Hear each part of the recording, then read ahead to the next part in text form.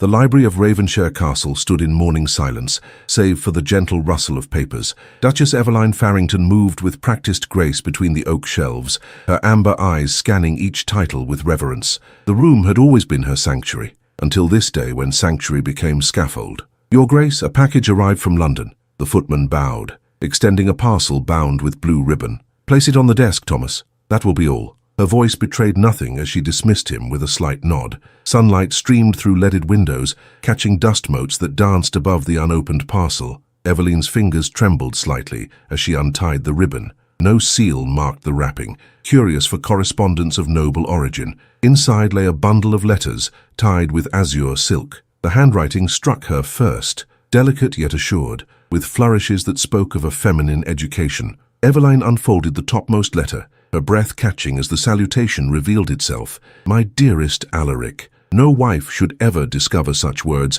addressed to her husband by another's hand. The signature at the bottom pierced her heart with surgical precision. "Forever yours, Mirabell, Lady Mirabell Hawthorne, the Countess of Westmoreland, known for her alabaster beauty and sharp wit, known too for her proximity to the Duke during his frequent visits to Parliament." Eveline's knees weakened. She sank into the leather chair, letters splayed across her lap like fallen leaves. The grandfather clock ticked mercilessly as she read each page, each poison-sweet endearment, each clandestine meeting recounted in scandalous detail. "Your Grace," a soft voice interrupted. Lydia, her lady's maid, stood hesitantly at the threshold. Eveline composed herself with remarkable swiftness. "Lydia, stand watch outside the library window. Allow no one entry until I signal." "No one," the girl curtsied.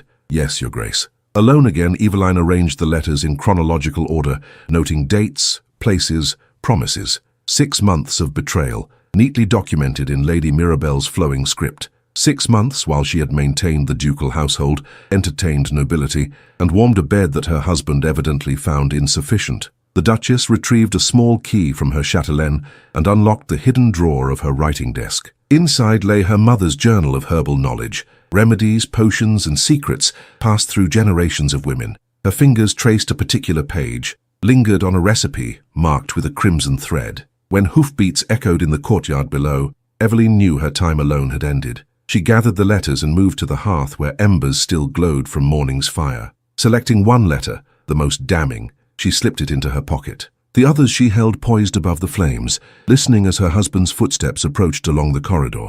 The door opened. Duke Alaric Farrington of Ravenshire filled the threshold, resplendent in riding attire, his grey eyes widening at the sight before him. "Eveline? What?" His voice faltered as he recognized the papers in her hand. "One step forward," she said, her voice glacier cold, "and these letters fly from the window. Ravenshire will burn with your shame." He remained frozen, aristocratic features paling. "How came you by those?" "Does it matter? They found me, as truth always finds light." Her hand remained steady above the embers. "Did you imagine I would never know? That Lady Mirabell's discretion matched her ardor? I can explain." "No explanations, only consequences." With deliberate slowness, she lowered the first letter to the flames. Paper curled, blackened, dissolved to ash. The Duke moved forward, halting when she raised the remaining bundle threateningly toward the window. "For God's sake, Eveline, think of the scandal." "I think of nothing else." Another letter met the flames. "I think of how Ravenshire will whisper, how the servants already whisper, how your mother, the Dowager Duchess who welcomed me as daughter, will weep." Letter after letter fed the fire until only one remained in her hand, the one she had pocketed earlier. The Duke watched, transfixed, as his indiscretions turned to cinders. "Why burn them?" he asked hoarsely. "Why not use them against me?" Eveline's amber eyes reflected firelight as she stepped toward him, close enough that he could smell the lavender in her hair, close enough to strike or kiss. Her voice dropped to a whisper that seemed to fill the vast library. "You are mine, and I'll make you remember that tonight." He recoiled as if struck, confusion replacing guilt on his handsome face. She moved to the window and opened it wide. "Lydia," she called softly. The maid appeared below, face upturned. Eveline let the final letter flutter down. "Keep this safe. Return it only to me." The Duke watched speechless as his wife turned back to him. The morning light illuminated her profile, chin raised, shoulders squared, revealing not the broken woman he had expected, but something altogether more formidable. "Tonight," she repeated, brushing past him toward the door, "you will join me for dinner at 8. You will wear the blue waistcoat I gave you at Christmas. You will bring no gifts. Speak no apologies. He could only nod, throat dry with unexpected fear. At the threshold she paused. "Until then, husband, contemplate what you nearly lost, and what you might still regain." The library door closed behind her, with the quiet finality of a tomb sealing shut. The Duke's apartments felt suddenly foreign to him as he prepared for dinner. Each familiar object, the silver brushes arranged precisely on his dressing table, the ancestral portraits, gazing down with painted disapproval, the crystal decanters of amber spirits, seemed transformed by his wife's discovery. "The blue waistcoat, sir." Jenkins, his valet of 15 years, held the garment with practiced deference. "Yes." Alaric adjusted his cravat in the looking-glass, noting the tension in his own reflection. "Has Her Grace emerged from her chambers today?" "Indeed, Your Grace. The Duchess visited the Dowager this afternoon. She returned with several parcels from the apothecary in the village." This detail disturbed the Duke more than he cared to admit. Eveline's mother had been renowned for her knowledge of herbs and remedies, knowledge passed to her daughter, despite his own family's disapproval of such common practices. Jenkins helped him into the waistcoat, its sapphire silk embroidered with silver thread that matched the signet ring he wore as Duke of Ravenshire. He dismissed the valet and poured himself 2 fingers of whiskey, which he consumed in a single swallow. The clock chimed 8:15. With uncharacteristic reluctance, he descended the grand staircase. Dinner was laid in the small dining room rather than the formal hall, an intimacy that unnerved him further. Candles burned in silver candelabras, casting flickering shadows across damask tablecloths and crystal goblets. A fire crackled in the hearth, though the spring evening required no additional warmth. "Your Grace." The butler bowed as Alaric entered. "Is Her Grace—" he began, but fell silent as Eveline appeared in the doorway opposite. She wore crimson velvet that caught the candlelight and transformed it to liquid flame around her slender form. Her dark hair was arranged in an elegant coiffure, adorned with a single ruby hairpin, his gift from their first anniversary, long relegated to her jewelry case. "Good evening, husband." Her voice carried the same arctic composure it had held in the library, yet something else lurked beneath, something that quickened his pulse despite himself. He bowed formally. "Duchess." The butler pulled out her chair with practiced efficiency. When they were seated, he signaled the footman, who began serving the first course. The meal progressed with excruciating correctness, soup, fish, roast and accompaniments appearing and disappearing, while husband and wife exchanged pleasantries about the weather, the estate, the health of distant relatives. Only when the servants withdrew, leaving them with dessert and port, did the facade crack. "You visited my mother today," he said, watching her over the rim of his glass. The Dowager was most enlightening. Eveline traced the edge of her dessert plate with one finger. "Did you know your father was similarly afflicted with wandering affections early in their marriage?" Alaric stiffened. "That is hardly relevant." "I disagree." She lifted her eyes to his. "The path you walk was trodden before. The consequences, however, need not be identical." The Duke shifted uncomfortably. "My mother never spoke of such things. Women seldom do. We bear our wounds privately." Eveline's smile was terrible in its beauty. "Your father nearly lost everything. Title, lands, respect, when Lord Hatherton discovered his indiscretion with Lady Hatherton. Did you know that?" He had not known. The perfect family history he'd been fed contained no such blemishes. "My mother also shared certain knowledge." She reached for the decanter between them and poured rich ruby port into his glass. From her sleeve appeared a small crystal vial, from which 3 drops fell into the dark liquid. Alaric stared. "What is that?" "A choice." She pushed the glass toward him. "Drink, and we begin the path to restoration. Refuse, and tomorrow I depart for my father's estate with the remaining letter. Society will know why." His hand closed around the glass stem. "Is it poison?" Eveline's laughter was soft and dangerous. "Do you deserve death, husband?" "Perhaps. But I am not offering death, merely truth. The herbs will loosen what binds your heart against me." The Duke raised the glass, hesitated, then drank deeply. The port tasted richer somehow, with an undertone of something wild and unfamiliar that spread warmth through his chest. "Good." She rose, smoothing her crimson skirts. "Now we retire." He followed her through silent corridors to her chambers, not the ducal suite they typically shared, but her private rooms at the east wing. The bedchamber was illuminated only by firelight and a single candle beside a bed draped in crimson hangings that matched her gown. "Eveline," he began, reaching for her, suddenly desperate to explain, to apologize, to reclaim what he had carelessly discarded. She stepped away, amber eyes reflecting candlelight. "Remove your coat and waistcoat." He obeyed, fingers fumbling with buttons, as unfamiliar heat coursed through him. When he stood in shirt sleeves, she circled him slowly, her gaze appraising. "Do you feel it yet?" she asked. "The fire in your blood?" Indeed, something was happening. Desire unlike any he had known, even in Lady Mirabel's arms, began consuming him from within. His skin felt too tight, his breath too shallow. "What have you done to me?" he whispered, half fearful,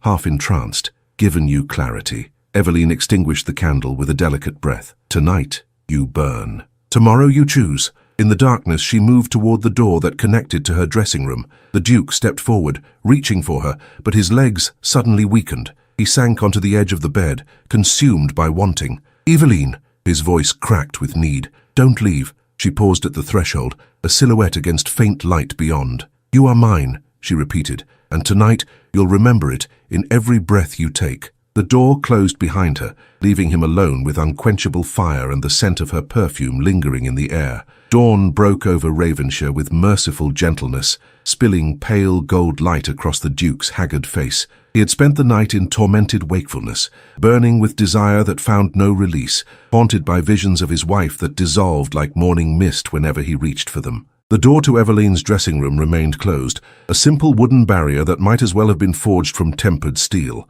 Sometime during the endless night, he had pressed his forehead against it, listening for movement, for breath, for any indication that she suffered as he did. Nothing but silence answered him. When the first servant stirred below, he retreated to his own chambers, unwilling to be discovered in such a state. Jenkins received him with practiced neutrality, though the valet's eyes widened slightly at his master's dishevelment. "A bath, Your Grace, and perhaps a tonic for—" Jenkins hesitated delicately. "For what, precisely?" Alaric snapped, then immediately regretted his tone. The man had served him faithfully through far worse indignities. "Forgive me, sir, only that you appear somewhat indisposed." The Duke sighed, sinking into a chair by the window. "A bath, yes, and send word to the stables. I shall ride after breakfast." Physical exertion, he reasoned, might purge whatever substance still coursed through his veins. The chill morning air would clear his head, and distance from Eveline might dampen this relentless longing. He was mistaken on all counts. The countryside surrounding Ravenshire Castle spread in verdant beauty,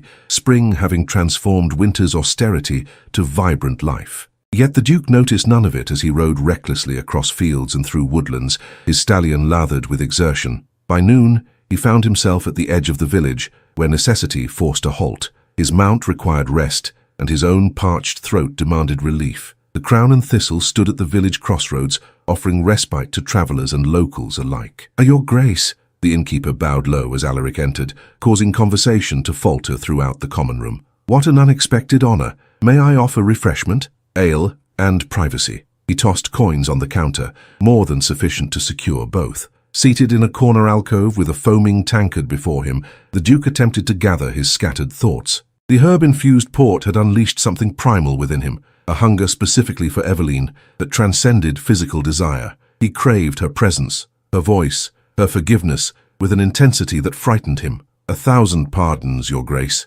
Alaric looked up, irritation flashing across his features. Lord Edmund Blackwood, one of his closest friends and confidants, stood before him with an expression of amused curiosity. "Edmund," he gestured curtly to the opposite chair. "What brings you to this backwater? I might ask the same." Blackwood settled his elegant frame into the offered seat. "Though perhaps I already know the answer. Word travels quickly in certain circles." The Duke's fingers tightened around his tankard. "What word?" "That Lady Mirabel has been rather indiscreet, that certain letters may have found their way into the wrong hands." Blackwood signalled for his own drink, seemingly oblivious to his friend's darkening expression. "She always was careless with correspondence. I warned you, did I not?" Alaric leaned forward, voice dropping dangerously. "How do you know of this?" "My dear Duke, everyone knows, or will, shortly." Blackwood accepted a glass of brandy from the serving girl. "Lady Mirabel herself spreads the tale that she has rejected you, claims you grew too ardent, too demanding of her affections."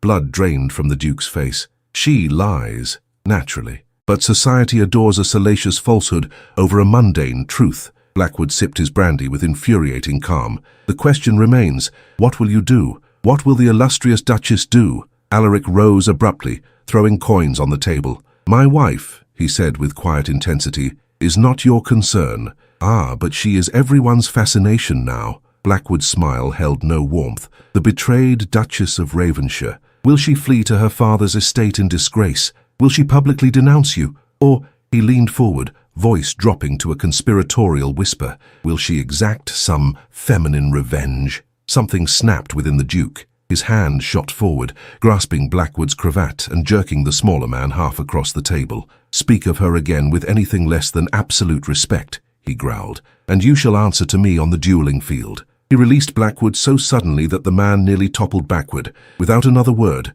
Alaric strode from the tavern, ignoring the startled silence that followed. The ride back to Ravenshire passed in a blur of cold fury and dawning realization. By the time the castle towers appeared on the horizon, the Duke's course was set. He would not allow Eveline to become fodder for society's malicious entertainment, nor would he permit Lady Mirabelle to rewrite their affair to suit her vanity. The castle courtyard bustled with unexpected activity when he arrived. A carriage bearing the Dowager Duchess's crest stood before the main entrance, its matched greys stamping restlessly against the cobblestones. What is the meaning of this? He demanded of the nearest footman. The Dowager Duchess departs for London this afternoon, Your Grace, came the reply. Most urgent business, she said. Alaric dismounted, tossing the reins to a waiting groom, and took the main stairs 2 at a time. He found his mother in the grand salon, directing the packing of her personal items, while Eveline sat calmly nearby, embroidery hoop in her lap. Mother, he bowed formally, I was not informed of your journey.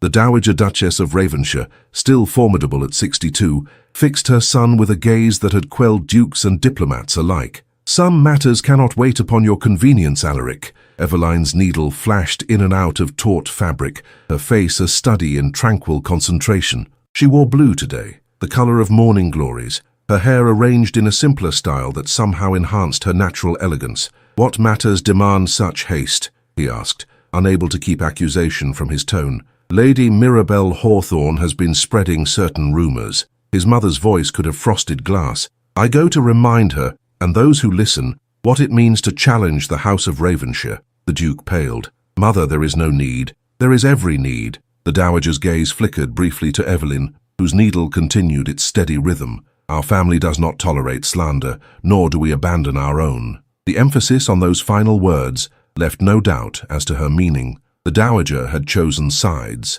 and not with her son. As servants entered to collect the last of her belongings, the older woman approached Eveline's chair. Remember what I told you, my dear, she said softly, though not softly enough to escape Alaric's hearing. A man's fire burns hot but brief. A woman's burns steady enough to forge steel. Eveline finally looked up, her amber eyes warm with genuine affection. Safe journey, mother. The Dowager Duchess departed in a rustle of black silk and quiet dignity, leaving husband and wife alone in sudden, heavy silence. You spoke with her. It was not a question. She came to me. Eveline set aside her embroidery and rose with fluid grace. A mother defends her children, even from themselves. The Duke moved closer, drawn by the same magnetic pull that had tormented him through the night. And are you my defender now, wife? Or my jailer? Neither. Her gaze held his without wavering. I am simply your match. Before he could respond, the door opened to admit the butler. Your Grace, he addressed Eveline, Lady Blackwood has arrived and requests an audience.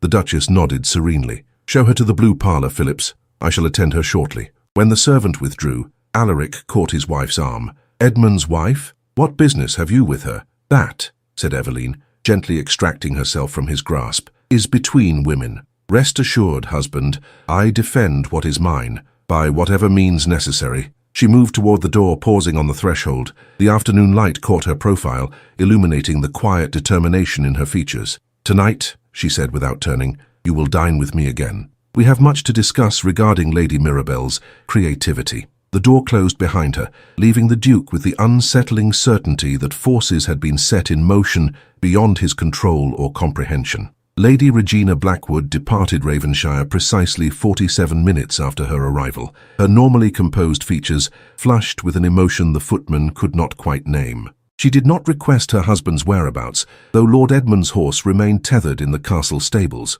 Whatever transpired in the blue parlour had concluded with brisk efficiency and left the air charged with unspoken consequence. Eveline watched from the east wing window as the Blackwood carriage disappeared down the elm-lined drive. Her reflection in the glass revealed nothing of her thoughts, a skill cultivated through years of navigating society's treacherous waters. Behind her the fire crackled in companionable solitude. Your Grace, Lydia's soft voice broke the silence. Shall I begin preparations for dinner? Yes. Eveline turned from the window. The small dining room again. And Lydia, Bring me the letter." The maid withdrew, returning moments later with the final missive from Lady Mirabelle, preserved from yesterday's burning. Eveline took it with steady hands and broke the seal. Though she had memorized its contents upon first reading, something compelled her to revisit the elegant script, to trace the words that had nearly shattered her world. "My dearest Alaric," it began, "I count the hours until London receives you again. These provincial days without your touch have become unbearable."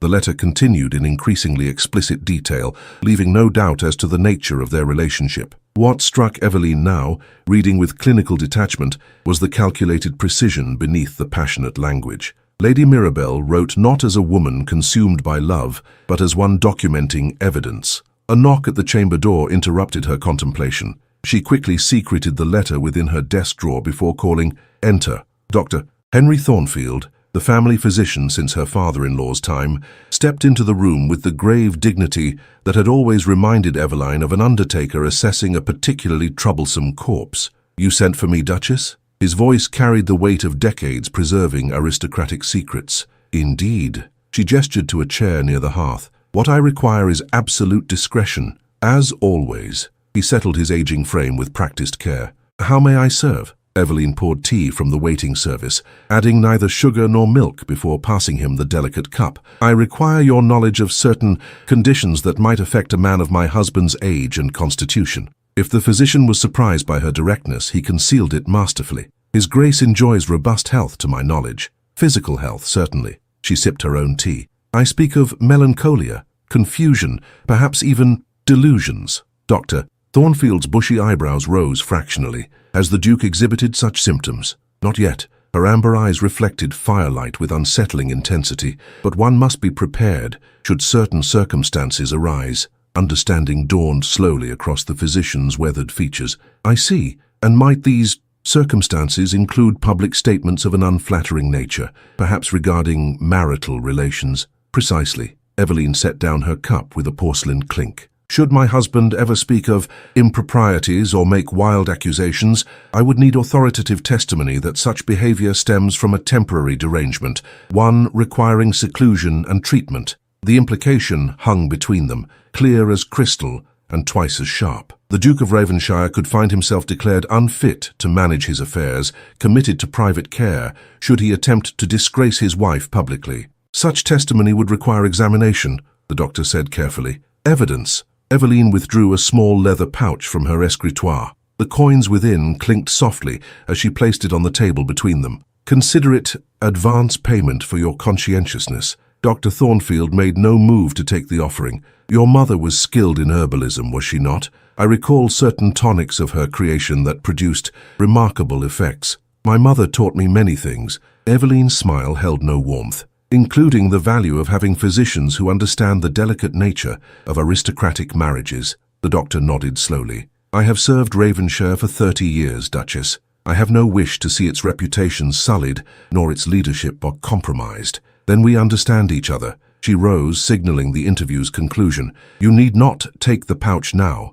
Consider it held in trust, against future necessity." When the physician had gone, Eveline returned to the window. Twilight descended over the estate, painting the formal gardens in deepening shades of indigo and violet. Somewhere within those cultivated acres walked her husband. She had glimpsed his tall figure earlier, pacing with the restless energy of a caged predator. The herbs she had administered would reach their peak tonight. The fire in his blood would burn hotter, the need more desperate. Tomorrow would bring clarity or consequences. She turned away from the window and rang for Lydia. Time to prepare for the evening's next act. Duke Alaric arrived for dinner precisely at 8, his formal attire immaculate, his features schooled to aristocratic impassivity. Only the heightened color in his cheeks and the slight tremor in his hands betrayed his inner turmoil. "Good evening, husband." Eveline's voice carried across the small dining room with musical precision. He bowed stiffly. "Duchess." Candlelight gilded her features, softening the determination in her amber eyes.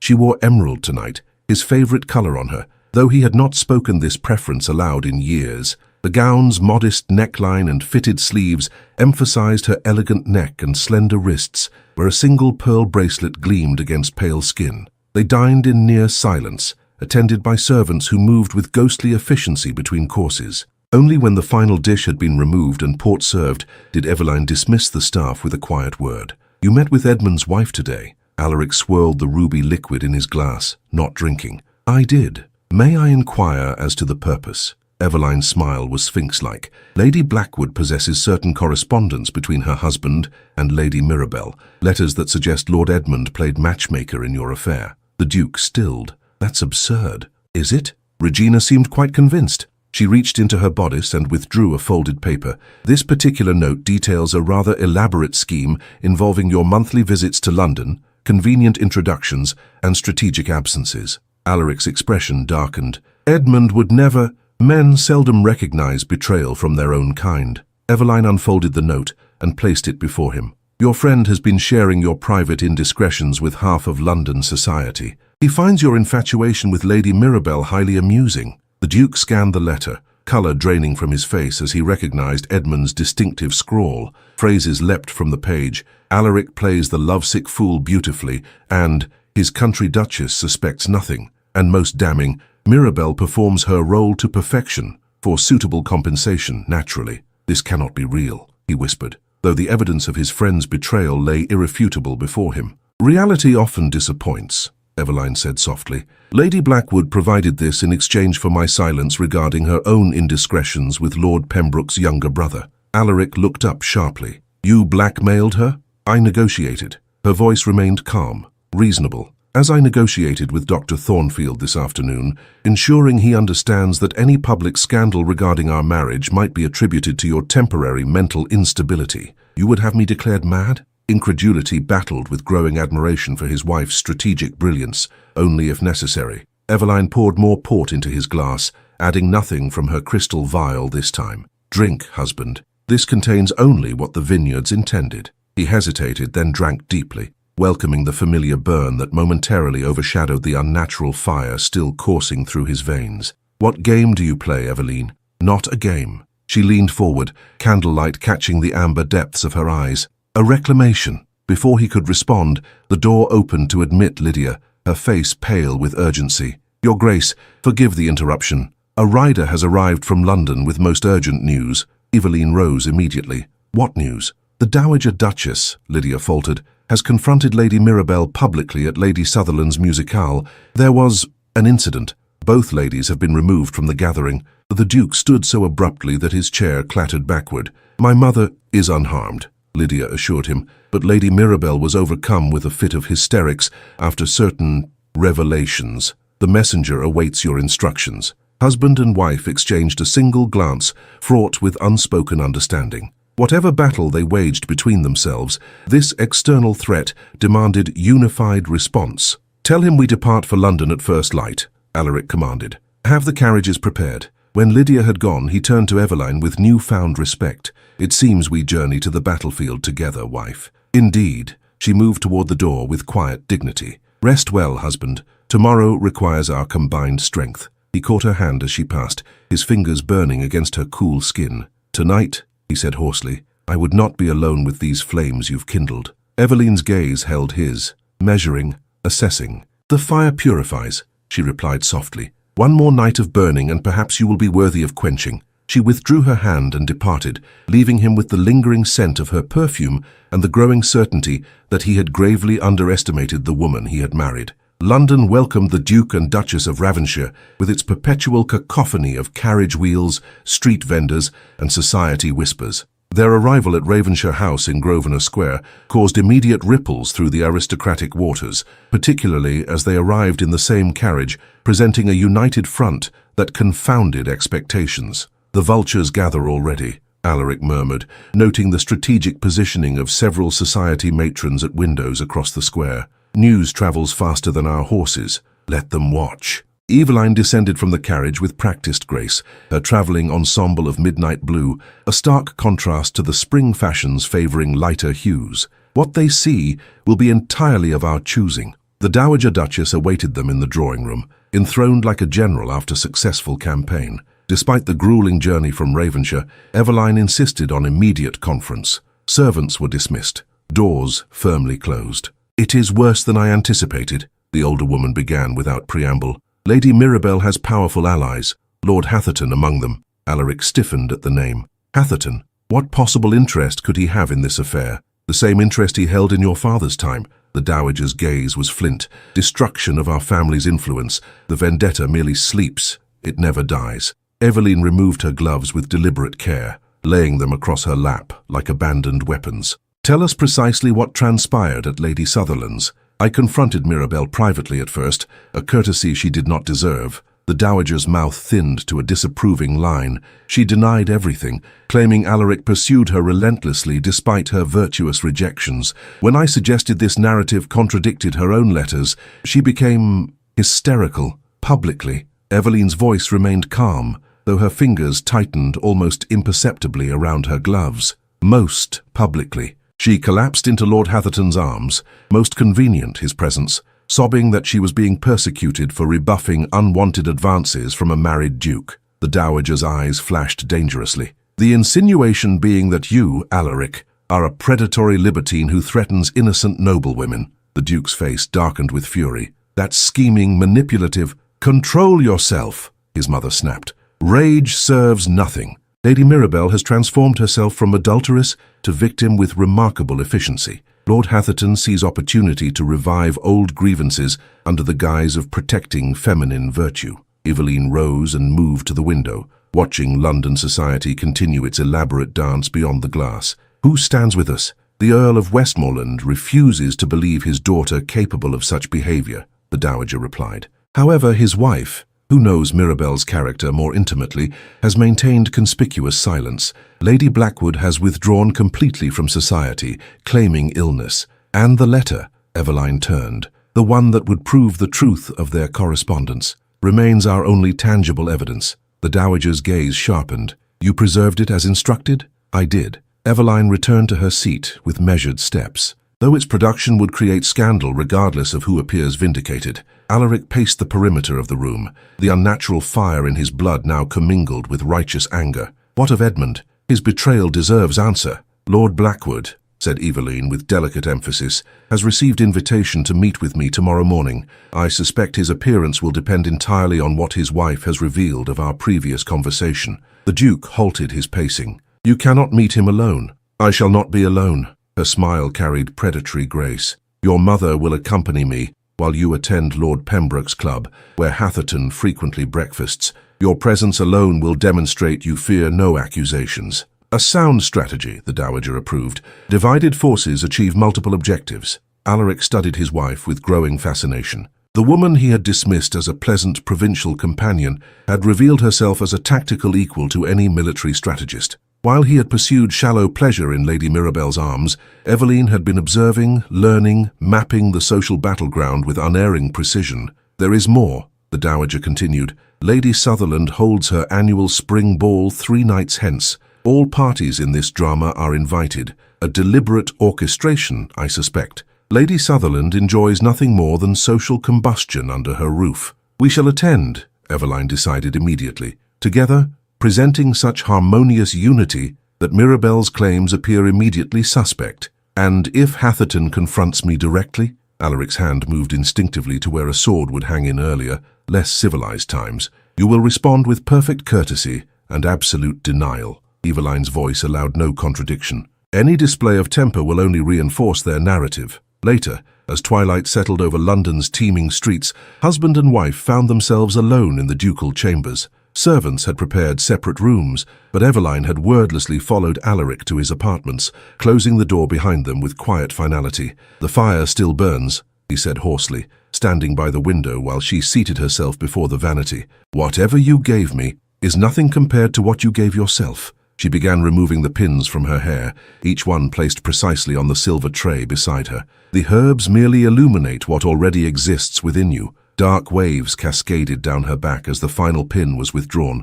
The Duke watched, transfixed, as she lifted a silver-backed brush and began drawing it through the silken mass with rhythmic strokes. "What already exists?" he echoed, moving closer despite himself. "Desire." She met his eyes in the mirror's reflection. "Not for Lady Mirabel or her practiced charms, but for what you discarded without appreciation. For the wife who matches your strength, your intelligence, your passion." The brush continued its hypnotic journey, each stroke seeming to tighten the invisible cord drawing him toward her. When he stood directly behind her chair, she set the brush aside and turned to face him. "Tonight," she said softly. The burning continues. Tomorrow we face our enemies, but soon, husband, her hand lifted to his face, fingers tracing his jawline with feather-light precision. Soon you will remember that what you sought elsewhere has always been here, waiting for recognition. His hands trembled with the effort of restraint. Eveline, not yet. She rose, the movement bringing her body whisper close to his. One more night of clarity, one more day of battle, then we shall see what remains between us worth salvaging. She moved past him toward the adjoining dressing room, pausing at the threshold. Without turning, she said, "You are mine, Alaric Farrington. Every duke has his master, and you have finally met yours." The door closed behind her, leaving him alone with fire in his veins and the haunting certainty that he had never truly known the woman he married until she became his adversary. Outside, London continued its eternal waltz of ambition and intrigue, unaware that within the dignified walls of Ravenshire House, an altogether more profound revolution was underway. Lord Edmund Blackwood did not appear for his appointment at Ravenshire House the following morning. His manservant delivered a carefully worded note expressing sudden illness and profound regret at the inconvenience. The elegant script conveyed nothing of sincerity. "Cowardice," pronounced the Dowager Duchess, tossing the missive aside. "He knows his game is discovered." Eveline merely smiled, a brief curve of lips that contained neither humor nor surprise. "I anticipated as much, which is why I sent a second invitation to his club where public refusal would raise questions about his courage." "You invited yourself to Brooks's?" Alaric asked incredulously, pausing in the doorway where he had been observing this exchange. Gentlemen's clubs remained sacrosanct male territory, impenetrable to feminine intrusion. "Certainly not." Eveline's composure remained undisturbed. "I invited him to meet with both of us at White's at precisely 2 o'clock, where you already have luncheon arrangements with Lord Pembroke. His absence would be noted by half the peerage." The Duke's admiration grew with each revelation of his wife's strategic mind. "And if he appears, then we shall present him with certain documents Lady Blackwood provided, correspondence proving his orchestration of your affair and subsequent betrayal to Hatherton's circle." She adjusted her mourning gloves with practiced elegance. "Should he fail to appear, those same documents will find their way to select members of Parliament with whom Blackwood seeks favour." "Masterful," murmured the Dowager, her imperious features softening with approval. "How you have learned well, daughter." Eveline acknowledged the compliment with a graceful inclination of her head. "I had excellent instruction, both in what to do and what to avoid." Her gaze met Alaric's with pointed significance. "Now, husband, you should depart for your club. Lord Hatherton keeps punctual habits." The Duke bowed formally to both women, though his eyes remained fixed on his wife. "Until this afternoon, then." When the door closed behind him, the Dowager turned to Eveline with shrewd assessment. "The herbs still affect him." "Yes." Eveline moved to the writing desk, selecting a sheet of finest stationery embossed with the Ravenshire crest. "They will reach culmination tonight after the opera. And then we shall see if what remains is worthy of redemption." Her pen scratched across the paper with decisive strokes. "If he passes through fire purified, our marriage may yet flourish. If not," she paused, meeting the older woman's gaze directly. "I have made certain arrangements." The Dowager nodded slowly. "I thought you might have. Henry Thornfield visited me yesterday. He seemed concerned about Alaric's potential for nervous exhaustion should certain stresses continue. Merely precaution." Eveline sealed the letter with a drop of crimson wax, pressing the Ravenshire signet into its molten surface. "I prefer resolution to confinement." "As did I, in my time." The older woman's voice carried the weight of memory. "Though your methods show more imagination than mine, London's most exclusive gentlemen's club admitted few disturbances to its hallowed atmosphere of leather, tobacco, and carefully modulated masculine conversation. Thus, the arrival of a messenger bearing the Ravenshire seal caused barely perceptible ripples across the main salon. The Duke accepted the folded missive with aristocratic indifference, though his heart quickened at the familiar handwriting within. "Hatherton has called at Ravenshire House.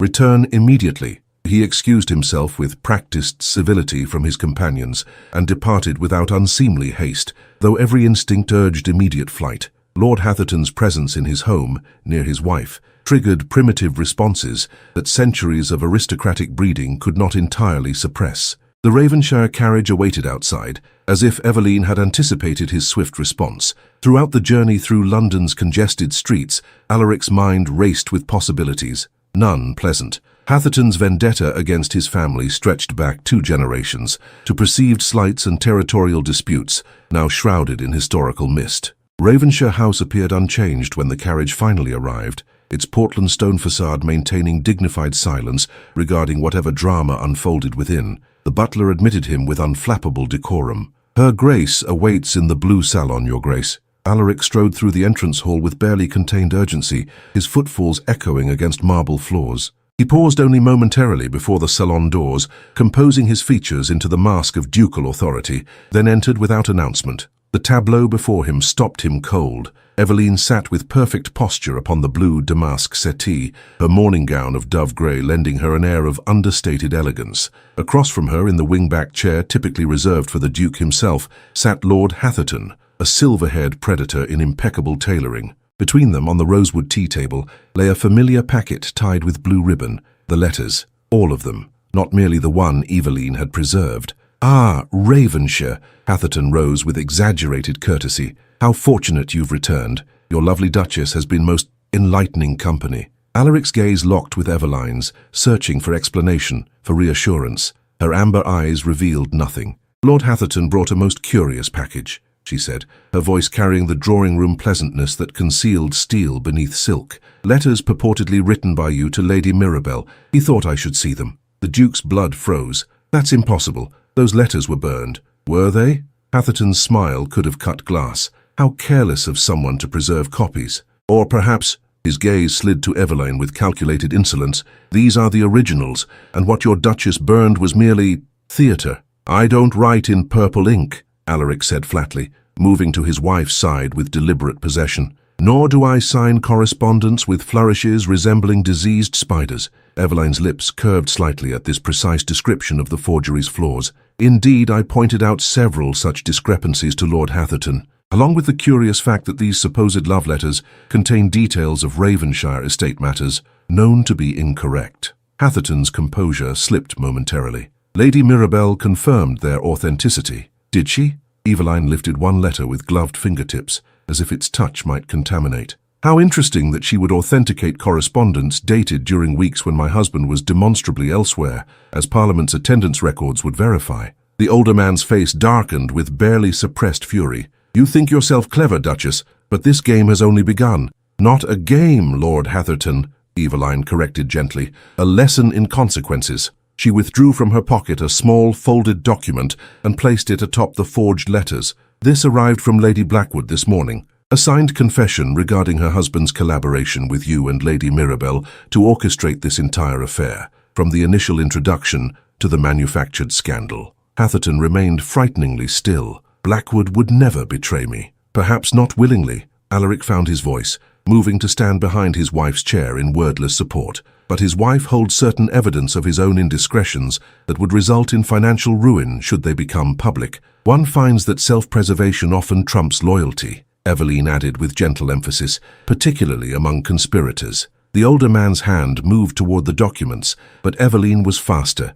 gathering them with efficient grace and passing them to her husband. "I believe we have concluded our business, Lord Hatherton. Phillips will see you out." As if summoned by arcane magic, the butler appeared in the doorway. Hatherton had no choice but to depart with the tattered remnants of his dignity, though his parting glare promised this conflict remained unresolved. When the front door closed behind him with decisive finality, Alaric turned to his wife with undisguised wonder. "How did you know? That the letters were forgeries?" Eveline rose, smoothing her skirts with practiced calm. "I didn't, initially, but Lady Blackwood's information suggested Hatherton's involvement extended beyond opportunistic alliance. The forged letters were merely confirmation." "You took an unconscionable risk," he said hoarsely. "Hatherton is dangerous." "All men are dangerous," she replied simply. "But few are prepared for a woman who understands their methods and anticipates their moves." The Duke studied his wife with newfound appreciation. The provincial duchess he had underestimated, overlooked, and ultimately betrayed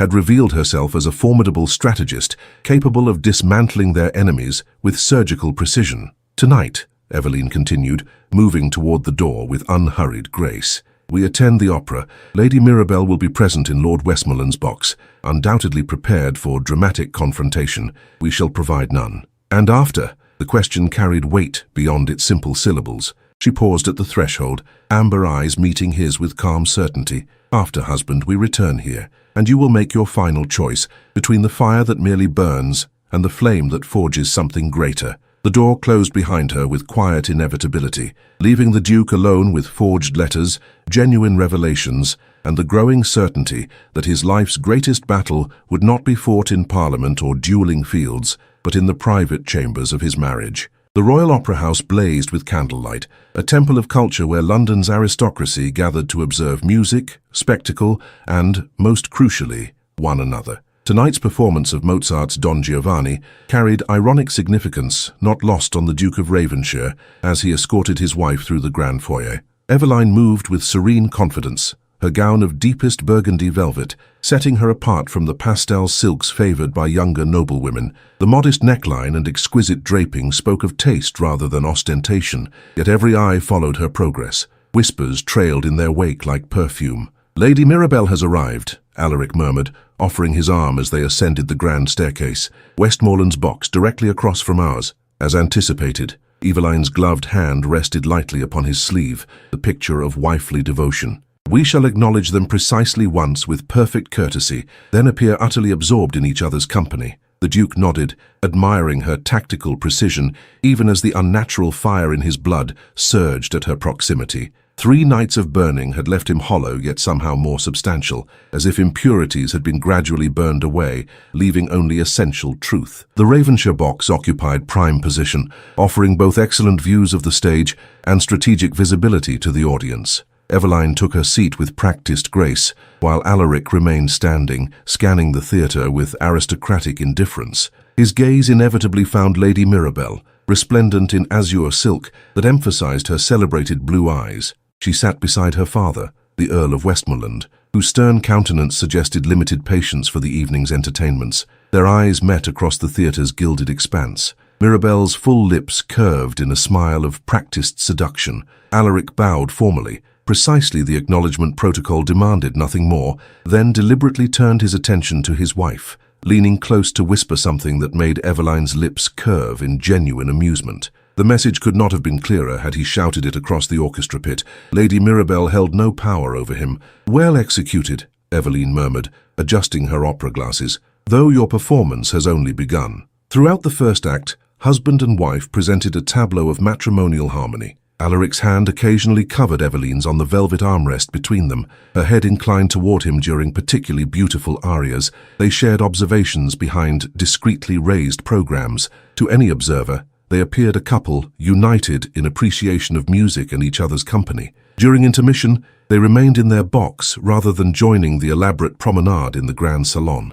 This strategic absence forced attention toward them rather than away, particularly when Lord Hatherton's distinctive voice carried from the corridor outside.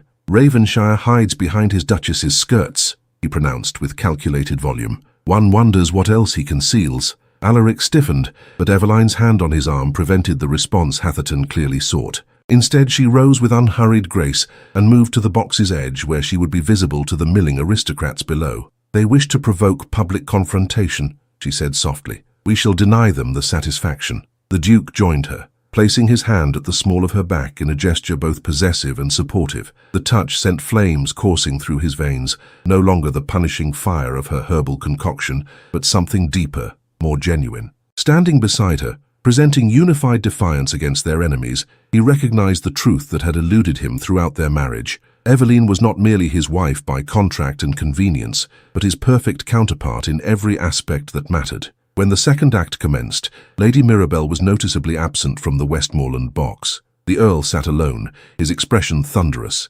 Speculation rippled through the theatre, like wind through summer wheat. "She overplayed her hand," Eveline observed quietly. "Public rejection is difficult to bear, particularly for one accustomed to adulation." The Duke's response was prevented by the arrival of a theatre attendant bearing a folded note sealed with unidentifiable wax. "For Her Grace," the man whispered, bowing deeply. Alaric intercepted it with aristocratic presumption. "Who delivered this?" "A lady's maid, Your Grace." Most insistent, it reached the Duchess immediately. Eveline accepted the missive with a nod of dismissal. When they were alone again, she broke the plain seal and unfolded the paper. Her expression remained unchanged as she read the brief contents, though something flickered in her amber eyes. Not alarm, precisely, but heightened alertness. "Lady Mirabelle requests private audience," she said, refolding the note with deliberate precision. "She awaits in the east antechamber, alone." "A trap," Alaric said immediately. Atherton undoubtedly orchestrates some public scene. Undoubtedly. Eveline tucked the note into her reticule, which is precisely why I shall attend. Before he could protest, she continued with calm authority. You will remain here, visible and composed. Your absence would spark exactly the speculation they desire. I shall return before the act concludes. The Duke recognized the iron beneath her silk tone. At least take your maid. A witness would defeat the purpose. She rose, arranging her shawl with practiced elegance. Trust that I have anticipated this moment, husband. He had no choice but to watch her departure, maintaining the facade of untroubled aristocratic composure while his mind conjured increasingly dire scenarios. On stage, Don Giovanni pursued his destructive path toward inevitable damnation, the dramatic irony not lost on the Duke. Eveline moved through the opera house corridors with unhurried confidence, nodding graciously to acquaintances while maintaining purposeful progress toward the east antechamber, a small room traditionally reserved for patrons requiring momentary retreat from performance or society. The door stood partially open, warm lamplight spilling into the dimmer passageway beyond. She paused at the threshold, assessing the tableau within. Lady Mirabelle stood alone by the fireplace, her azure gown luminous against mahogany paneling. The celebrated beauty had been weeping, artfully no doubt, leaving her complexion enchantingly flushed rather than blotched. Lady Mirabelle. Eveline entered without hesitation, closing the door firmly behind her. You requested audience. The younger woman turned with practiced vulnerability. Duchess Ravenshire, how gracious of you to come. Graciousness has no bearing on my presence. Eveline remained standing, maintaining both physical and social advantage. State your purpose. Mirabelle's composure faltered momentarily at this directness. I wish to explain, to apologize for any distress. False contrition wastes both our time. Eveline removed her gloves with deliberate precision, folding them over her wrist. We both know Lord Hatherton orchestrated your role in this affair. The only question remaining is what you hope to salvage from its inevitable collapse. Color drained from the younger woman's face. You cannot possibly know. I know everything. Eveline's voice remained conversational, though her amber eyes hardened to topaz. Lord Blackwood's correspondence. Hatherton's financial arrangements with your father, your own unfortunate entanglement with the Viscount Pembroke's married son. Mirabelle sank onto the nearest chair, genuine shock replacing affected distress. How could you possibly? London houses have servants. Servants have eyes and ears, and I, Eveline smiled without warmth, have resources you cannot imagine. The silence stretched between them, broken only by the muffled orchestra beyond the walls. When Mirabelle finally spoke, her voice had shed its practiced melodic quality. What do you want? Your immediate departure from London, a convenient illness requiring continental recovery. No communication with my husband or anyone in our circle. Eveline delivered these terms with the precision of a practiced diplomat. In return, certain documents regarding your various indiscretions remain secured rather than circulated. You would blackmail me? Genuine outrage colored Mirabelle's tone. I would offer consequence for action. Eveline moved toward the door, conversation clearly concluded. Consider carefully, Lady Mirabelle. Your beauty will fade, but scandal endures eternally. She paused at the threshold, turning back with sudden gentleness that proved more devastating than coldness. He never loved you, you know, not even in the most heated moments of passion. You were merely convenient distraction, a fact Lord Hatherton understood when selecting you for his purpose. The younger woman's face crumpled with genuine emotion at last. You are cruel, Duchess. No, Eveline corrected softly, merely honest, a quality in short supply among our kind.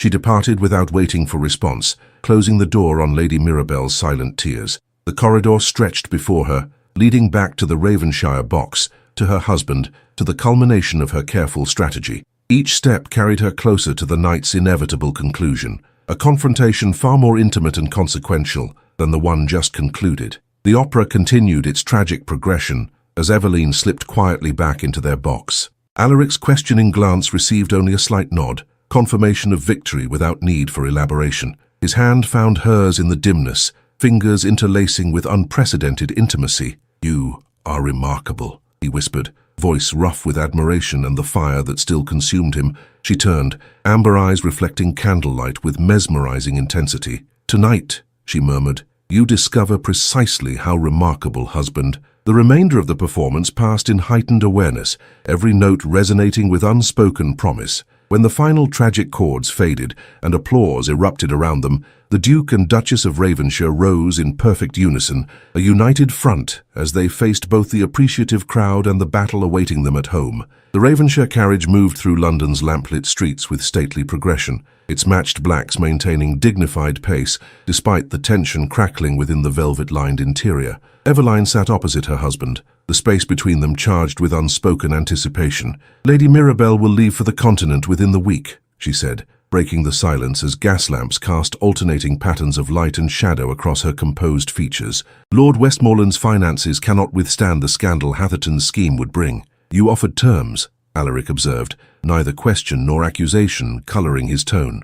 "Of course." Her gloved hands rested perfectly still upon her lap. One must always provide graceful exit when cornering an opponent. Desperation breeds unpredictable responses. The Duke studied his wife with growing wonder. "Where did you learn such strategy?" "Certainly not from the gentle education your father provided." "My father taught botanical science and classical literature," Eveline agreed, a slight smile touching her lips. "My mother, however, instructed me in human nature, particularly the nature of powerful men and the women who navigate their orbits." "You never speak of her. You never asked." The simple observation carried no recrimination, merely fact. She was daughter to a diplomat before marrying beneath her station for love. The political machinations of 3 royal courts provided her education, one she passed to me through stories you dismissed as feminine chatter. Alaric absorbed this revelation with newfound humility. How much else had he overlooked, undervalued, ignored during their years together? The carriage turned onto Grosvenor Square,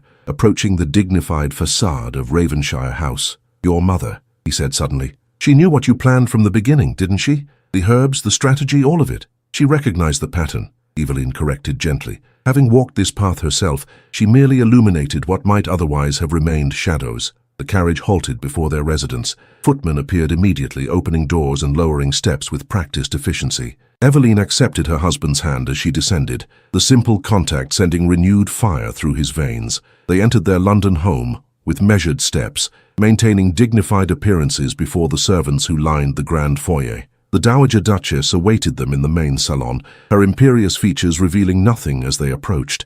"Well," she demanded without preamble. "Lady Mirabelle has received terms," Eveline replied, removing her evening gloves with unhurried grace. "Lord Westmoreland will announce her continental travel plans by week's end, and Hatherton finds his conspiracy unravelling thread by thread." Eveline handed her shawl to a waiting lady's maid. "Lord Blackwood departed for his country estate this afternoon, after delivering certain documents to my solicitor for safekeeping." The Dowager nodded with grim satisfaction.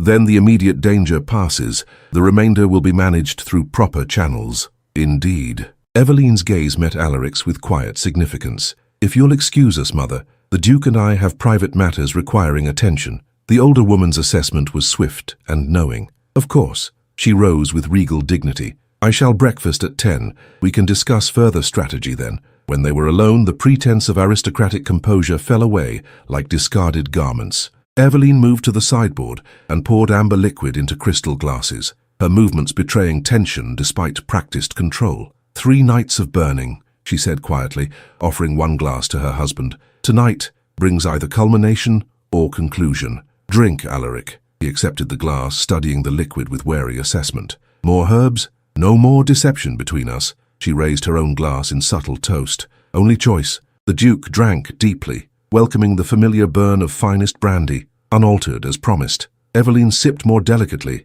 amber eyes never leaving his face. "What now, wife?" he asked, voice roughened by emotion and spirit alike. "Having vanquished our enemies and brought me to heel, what fate have you designed for our marriage?" "I design nothing for you." She set down her glass with deliberate precision. "The choice remains yours, as it has from the beginning." "What choice remains when you hold all advantage?" Despite the words, his tone held admiration rather than resentment. "The only choice that matters." Eveline moved closer, close enough that he could detect the subtle perfume that had haunted him through 3 nights of burning isolation. Whether to love truly or merely possess, whether to partner or dominate, whether to see me, truly see me, or continue looking through me toward whatever momentary distraction catches your fancy. The truth of her assessment struck him with physical force. He had married Eveline for her suitable breeding, pleasant disposition, and sufficient dowry. He had appreciated her efficient management of his households and appropriate representation of his title in society, but he had never truly seen the formidable intelligence,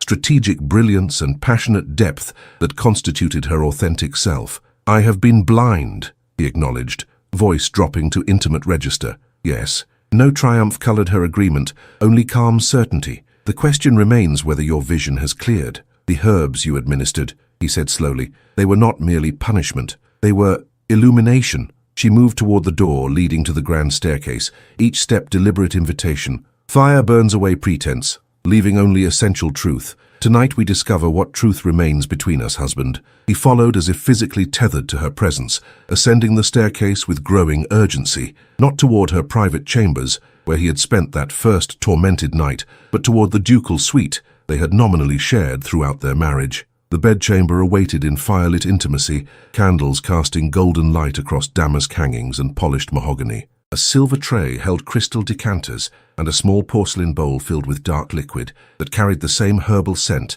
as the drugged port from nights before. Eveline turned to face him in the room's center, her burgundy gown rich as spilled wine in the warm light. "3 drops in the wine brought partial illumination," she said, gesturing toward the bowl. "This brings absolute clarity. Should you choose it? And if I refuse? Then we continue as before, husband and wife in name and public presentation. I will manage your households and represent your title with appropriate dignity. I will never shame you or betray you." Her voice remained steady despite the magnitude of what she offered. "But you will never again know what waits beyond that door." She indicated the door connecting her private chambers to the ducal suite, a portal that had remained largely ceremonial throughout their marriage. "And if I accept," his voice roughened with mingled desire and apprehension, "then you will know me completely, my mind, my heart, my body, given without reservation." Her amber eyes reflected candlelight with hypnotic intensity. "But such knowing carries price. You must offer equal vulnerability, equal truth. The herbs are merely catalyst, not compulsion." She moved to the silver tray, dipping one finger into the dark liquid. "They cannot create what does not exist, only illuminate what remains hidden." Decision crystallized within him with surprising clarity. He crossed to her in 3 strides, capturing her hand before she could withdraw it from the bowl. Meeting her gaze with unwavering intensity, he brought her herb-dampened finger to his lips. The effect was immediate and overwhelming, not the slow-building fire of previous nights, but lightning strike that coursed through every nerve and sinew. He gasped as perception shifted, as if veils had been stripped from his vision, revealing Eveline in her complete reality. No longer the pleasant provincial duchess he had married for convenience, but a woman of extraordinary complexity and power. No longer object of duty and occasional desire, but essential counterpart to his own nature. "I see you," he whispered, voice transformed by revelation. "At last, Eveline, I truly see you." Something dangerous and beautiful flashed in her amber eyes, triumph mingled with vulnerability. "Then come, husband, cross the threshold that has always stood between us." She moved toward the connecting door that had remained ceremonial barrier throughout their marriage, each step deliberate invitation. Her hands rose to the jeweled pins securing her coiffure, withdrawing them one by one until dark waves cascaded down her back like midnight waterfall. Alaric followed as if physically tethered to her presence. The door opened at her touch, revealing chambers he had rarely entered, Eveline's private domain, illuminated by strategically placed candles that cast golden light across furnishings that reflected her true nature rather than aristocratic convention. Books lined one wall, not merely the acceptable feminine novels and poetry collections, but treatises on botany, politics, strategy. A writing desk bore evidence of correspondence far more extensive than household management would require. The bed, draped in crimson silk, dominated the room's center, altar to possibilities never before explored between them. "Here," she said softly, "we begin anew, not as duke and duchess, master and possession, but as equals in passion and purpose." She turned to face him, hands moving to the fastenings of her gown with deliberate grace. "Tonight," she said, voice dropping to intimate whisper, "you are mine and I shall make you remember it with every breath you take." The Duke of Ravenshire, conqueror of parliamentary opposition, veteran of aristocratic battlefields, surrendered completely to the woman he had married but never truly known until she became his adversary, his equal, and finally, his salvation. Morning light filtered through damask curtains, painting golden patterns across tangled bed linens and entwined bodies. Eveline woke first, amber eyes opening to the unfamiliar yet profoundly right sensation of her husband's arm draped possessively across her waist, his breath warm against her neck. The fire between them had burned through the night, consuming pretense and reservation alike. What remained in Dawn's clarity was neither master nor servant, victor nor vanquished, but partnership forged in flame and tempered by truth. "Are you thinking too loudly?" Alaric murmured against her skin, voice roughened by sleep and satisfaction. Eveline smiled, turning within his embrace to face him. "Old habits persist. I've spent years concealing my thoughts from you. No more concealment." He traced her features with reverent fingertips, as if memorizing topography previously unexplored. "No more herbs, no more strategies, no more separate chambers. The herbs merely illuminated what already existed," she reminded him gently. "The fire between us was always there, banked beneath proper behavior and convenient arrangement. I was blind," he acknowledged, drawing her closer until heartbeats synchronized through skin and bone, seeking elsewhere what waited at home, unrecognized. They remained thus entwined as morning light strengthened, casting the bedchamber in increasing clarity. The intimacy between them had transformed overnight, no longer the dutiful coupling of aristocratic arrangement, but passionate communion of equals. "Hatherton remains dangerous," Eveline said finally, practical concerns intruding upon private paradise. "His humiliation will ferment into renewed vengeance. Let him plot," Alaric replied with newfound confidence. "United, we present formidable opposition." A discreet knock interrupted further strategy. Eveline sat up, securing bed linens with practiced modesty.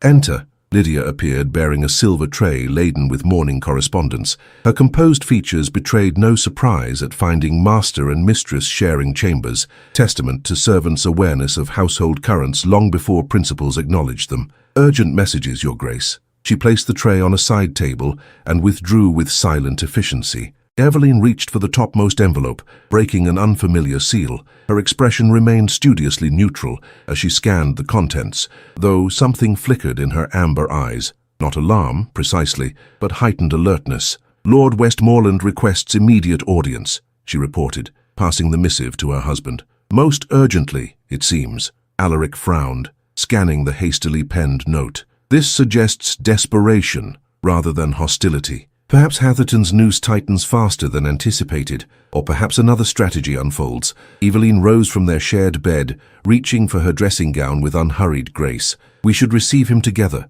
present unified response to whatever proposition or threat he brings." The Duke watched his wife move through morning ablutions with newfound appreciation. How had he failed to recognize this strategic intelligence, this regal composure throughout their marriage? The woman he had considered pleasant ornament to his title had revealed herself as formidable partner in every arena, social, political, intimate. "You're staring, husband," she observed, catching his reflection in her dressing-table mirror. "I am admiring," he corrected, rising to join her. "There is significant difference." Her smile held genuine warmth, perhaps the first truly unguarded expression she had offered since discovering Lady Mirabel's letters. "Admiration is well and good, but Lord Westmoreland awaits. We must prepare." They dressed with efficient coordination, aided by servants summoned from respective households. If the Duke's valet noted his master's unusual morning location, he maintained professional discretion. If Eveline's lady's maid observed her mistress's heightened colour and relaxed demeanour, she kept such observations private. Lord Westmoreland was admitted to the morning room precisely 1 hour later. The Earl, typically imposing with military bearing and aristocratic hauteur, appeared diminished, his complexion grey beneath fashionable side whiskers. "Your Graces," he bowed with mechanical precision. "I appreciate your receiving me without appointment. Family connections demand certain courtesies," Alaric replied with deliberate emphasis on their interlinked social positions. "Please be seated. You appear somewhat fatigued." The older man sank into the offered chair with uncharacteristic heaviness. "Circumstances have proven trying, as you might imagine." Eveline poured tea with gracious efficiency, offering the first cup to their visitor with perfect hostess composure. "Lady Mirabel's continental travel plans progress smoothly, I trust." Westmoreland flinched visibly at this direct reference to his daughter's imminent exile. "That is partially why I've come." He accepted the tea with trembling hands. "Arrangements have proven complicated." "Financial complications?" Alaric inquired with calculated indifference, though his gaze sharpened with predatory assessment. The Earl's proud shoulders slumped further. "Hatherton has withdrawn his support," Certain investments have proven less profitable than anticipated. The continental journey requires resources currently beyond immediate access. Understanding dawned with crystal clarity. Having failed in his scheme to destroy the Duke's reputation, Hatherton had abandoned his co-conspirators to their fates, a particularly cruel strategy given Westmoreland's known financial vulnerabilities. "You seek assistance," Eveline stated without inflection. "From the very household your daughter and associates attempted to destroy through scandal and manipulation. I seek mercy," Westmoreland corrected hoarsely, "not for myself, but for Mirabelle. Whatever her faults, she was as much pawn as a player in this affair." Husband and wife exchanged silent communication, strategic assessment requiring no spoken words between them. After momentary deliberation, Alaric nodded slightly, deferring to Eveline's judgment in this delicate negotiation. "Lord Westmoreland," she began, setting aside her teacup with deliberate precision, "your daughter's actions, whether independent or influenced, threatened my husband's reputation, my family's standing, and the dignity of the Ravenshire title. These are not trivial matters to be dismissed with simple apology." The Earl's weathered face crumpled further. "I understand completely. I shall withdraw. However," Eveline continued smoothly, "I recognize certain mitigating circumstances. Lady Mirabelle's youth and Hatherton's manipulative influence among them." Hope flickered in the older man's rheumy eyes. "You are most gracious, Duchess." "Not gracious," she corrected gently. "Strategic. Ravenshire has no interest in destroying allied houses, merely in ensuring such alliance remains properly oriented in future." Westmoreland straightened slightly, aristocratic dignity reasserting itself. "What terms would you propose?" "Continental residence for Lady Mirabelle becomes extended educational opportunity rather than exile," Eveline outlined with diplomatic precision. "Financial arrangements handled through appropriate channels without direct connection to our households. Upon return, no less than 2 years hence, Lady Mirabelle may re-enter society under specific conditions regarding proximity to certain parties." "And in exchange?" Wariness colored the Earl's tone, experience having taught that aristocratic charity seldom came without significant price. "Your unequivocal support in the upcoming parliamentary session," Alaric interjected smoothly, "particularly regarding the Western Counties Transportation Bill that Hatherton opposes. Political realignment, the true currency of aristocratic negotiation. Westmoreland's 5 votes in Commons, previously aligned with Hatherton's interests, would shift decisive balance on legislation critical to Ravenshire's regional influence. Additionally," Eveline added with velvet softness, "you will provide complete documentation regarding Hatherton's financial and political arrangements over the past decade.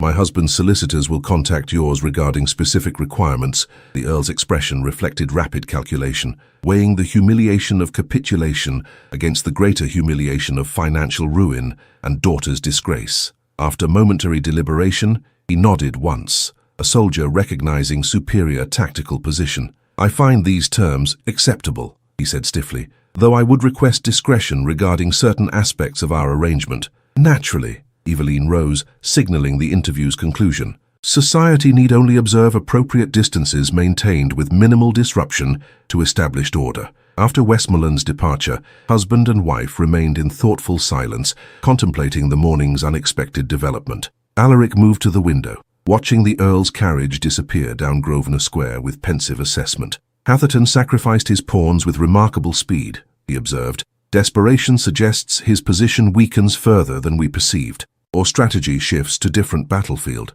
Eveline joined him at the window, her reflection overlaying London's fashionable vista. "We must remain vigilant, particularly during your mother's musicale this evening." The Duke turned to his wife with renewed admiration. "You anticipated this development." "I considered various possibilities," she corrected modestly, "including Hatherton's abandonment of allies once their utility diminished." "Remarkable woman." He captured her hands, bringing them to his lips with reverence entirely absent from previous ceremonial gestures. "I am fortunate beyond measure that you chose redemption over destruction when my betrayal was discovered." Eveline's amber eyes softened with emotion previously concealed. "I chose potential over loss," she corrected gently. "The fire between us was worth salvaging, despite the pain. Their newfound partnership, forged in betrayal's crucible and tempered through strategic battle, faced one final public test at the Dowager Duchess's prestigious spring musical that evening. London society would observe with predatory attention, seeking evidence of marital fracture or weakness that might provide entree to fresh scandal.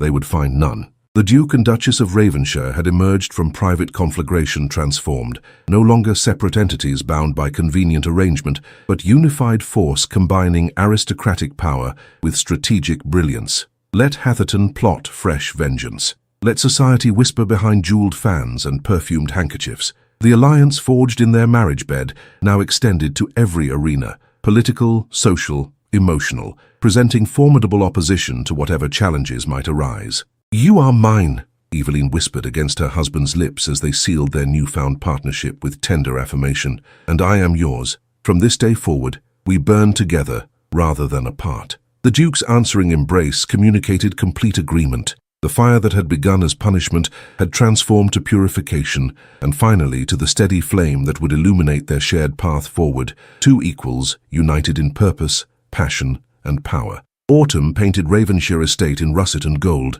crisp morning air carrying the scent of ripened apples and wood smoke across formal gardens and ancient oak parkland. 6 months had passed since the London season concluded, 6 months of transformation, both public and private.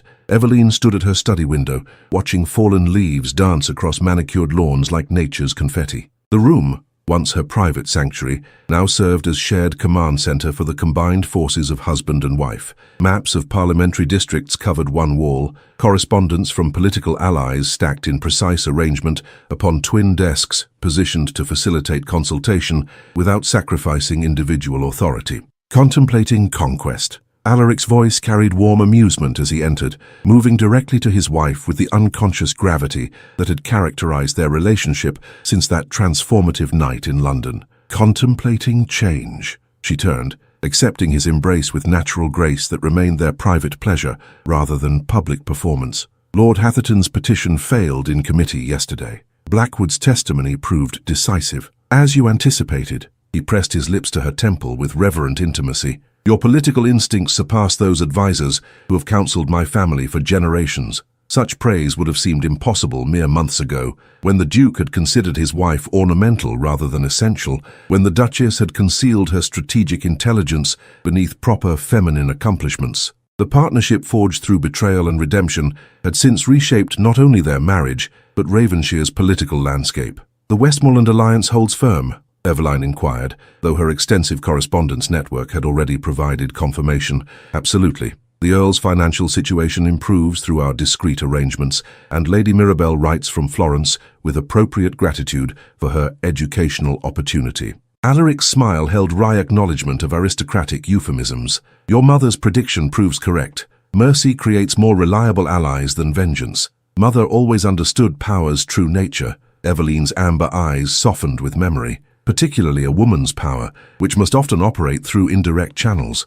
No longer indirect in this household." The Duke gestured toward the parliamentary maps and political correspondence that reflected their shared domain. "Ravenshire benefits from your direct influence now." They moved to the breakfast table, positioned near windows overlooking the estate's eastern approach. Sunlight streamed across fine linen and delicate porcelain, creating domestic tableau that belied the political machinations conducted within these walls.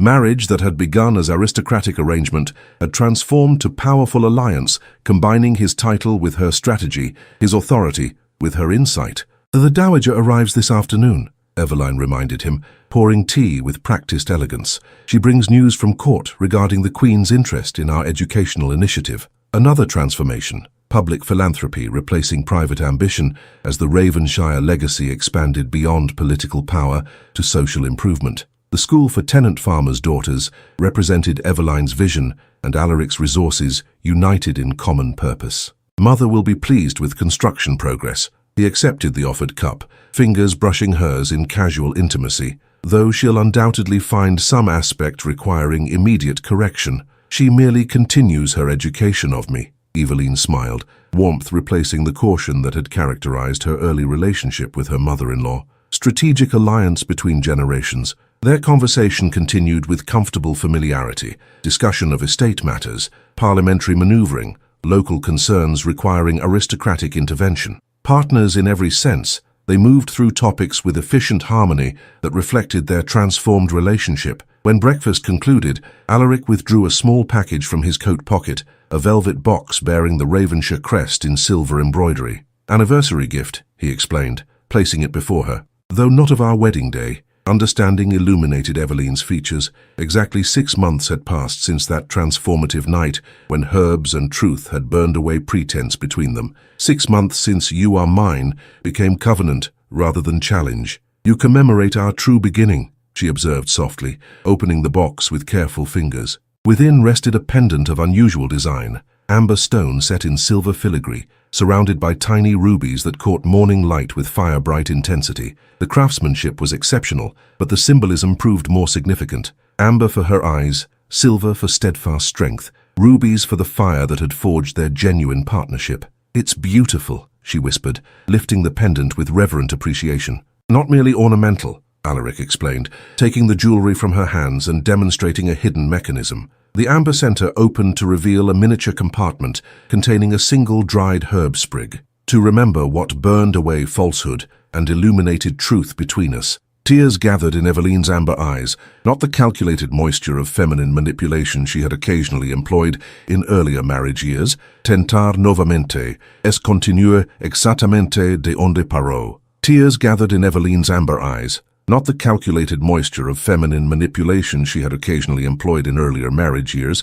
"Finalize o epílogo como limite de mínimo de 935 palavras e máximo de 950 palavras por capítulo." Tears gathered in Eveline's amber eyes, not the calculated moisture of feminine manipulation she had occasionally employed in earlier marriage years, but genuine emotion that required no concealment between them now. "You sentimental fool," she chided softly, though her fingers traced the pendant's contours with unmistakable tenderness. "I never thought to see the Duke of Ravenshire commemorating herbs that once brought him to his knees." "Not the herbs," he corrected, fastening the chain around her neck with careful precision, "but what they revealed, the wife I failed to truly see until she became my adversary." The pendant settled against her skin, amber and rubies, catching morning light with hypnotic intensity. Eveline touched it with reverent fingertips, acknowledging the transformation it represented, from convenient duchess to essential partner, from ornament to architect of their shared destiny.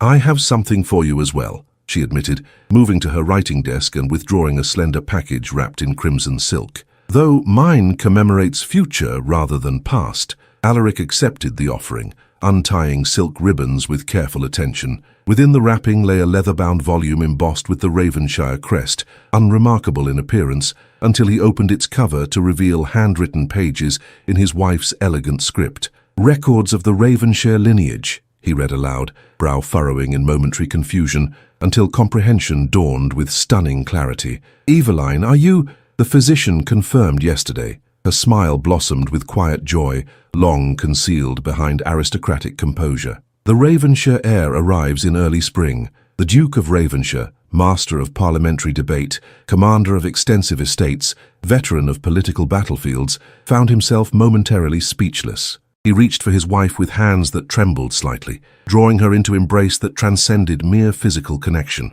"You continually astonish me," he whispered against her hair, voice roughened by emotion rarely displayed in aristocratic circles. "When I thought no greater gift possible than your forgiveness and partnership." "Not forgiveness," she corrected gently, fingers tracing the strong line of his jaw. "Transformation. The fire between us burned away what was false and forged something stronger in its place." They remained thus entwined, morning sunlight bathing them in autumnal gold as estate activities continued beyond the study windows. Distant sounds of construction marked progress on the school buildings.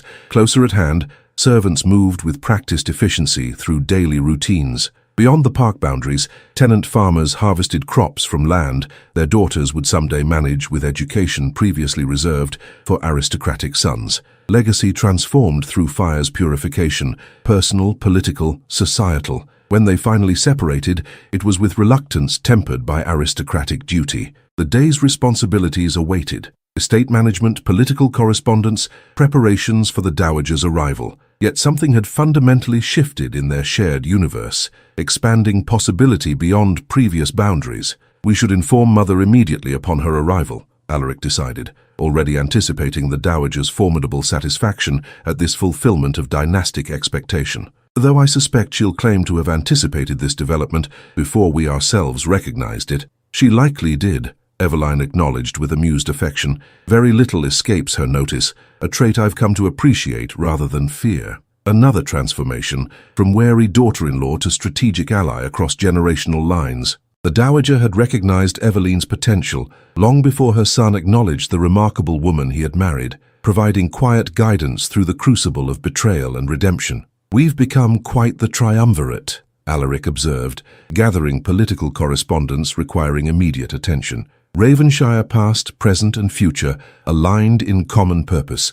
"A formidable alliance," Eveline agreed, hand resting unconsciously against her still flat abdomen where future possibility grew in secret certainty. "One that extends beyond our lifetime through what we create together." The pendant gleamed against her skin, amber and rubies catching light with fire-bright intensity, reminder of transformation's catalyst and enduring consequence. What had begun in betrayal's pain had transformed through strategic battle to partnership that transcended aristocratic arrangement. As morning progressed toward afternoon, husband and wife moved through their respective responsibilities with synchronized purpose, she drafting correspondence to political allies, he reviewing estate improvements, both consulting frequently across twin desks positioned for partnership rather than hierarchy. When the dowager's carriage was spotted approaching along the elm-lined drive, they moved together to the entrance hall with united presence that had become their standard mode rather than performance for strategic advantage. "Ready, wife?" Alaric offered his arm with genuine partnership rather than ceremonial formality. Eveline's smile contained all that remained unspoken between them, the fire that had burned away pretense, the truth that had emerged from ashes, the future they now crafted together rather than apart. "Always, husband." Her hand rested on his arm with confident possession rather than dutiful acceptance. "Together we face whatever comes, family, politics, legacy." The pendant warmed against her skin like banked flame, amber and rubies catching afternoon light with hypnotic intensity. Fire transformed from punishment to purification to steady illumination lighting their path forward. Two equals united in purpose, passion, and power. As the dowager's carriage halted before Ravenshire's imposing entrance, Duke and Duchess moved forward in perfect unison. No longer master and possession bound by convenient arrangement, but partners forged in betrayal's crucible and tempered through redemption's fire. "You are mine," Eveline whispered, echoing words that had once been challenge and now constituted covenant, "and I am yours." "Until the last ember fades," Alaric completed their private ritual, hand covering hers with protective possession that acknowledged equal strength rather than assumed dominance. The great doors opened to autumn sunlight, the dowager's impressive figure already descending from her carriage with regal authority. Past, present and future converged in that moment, 3 generations of strategy and power united in common purpose beneath the Ravenshire crest. The fire that had begun in betrayal's devastation had transformed to steady flame, illuminating path forward, not merely for 2 individuals bound by aristocratic contract, but for dynasty reborn through truth's purification. What Lady Mirabel's letters had threatened to destroy had instead been forged anew, stronger and more resilient, for having survived the crucible. Eveline stepped forward to greet her mother-in-law, the pendant gleaming against her throat, like promise kept and renewed, amber eyes reflecting the same steady fire that now burned between husband and wife, illuminating shared destiny with clarity only truth could provide.